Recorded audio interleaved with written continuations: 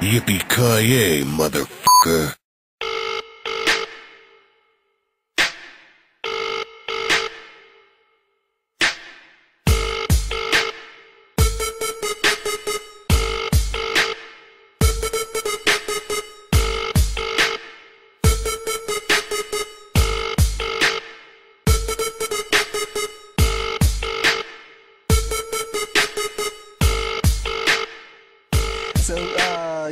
So, you got my money?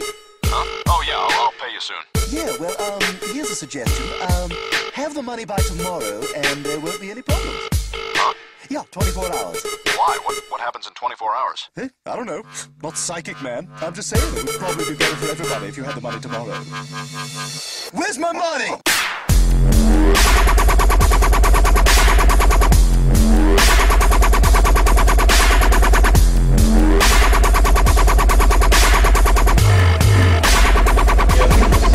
Where's my money, man?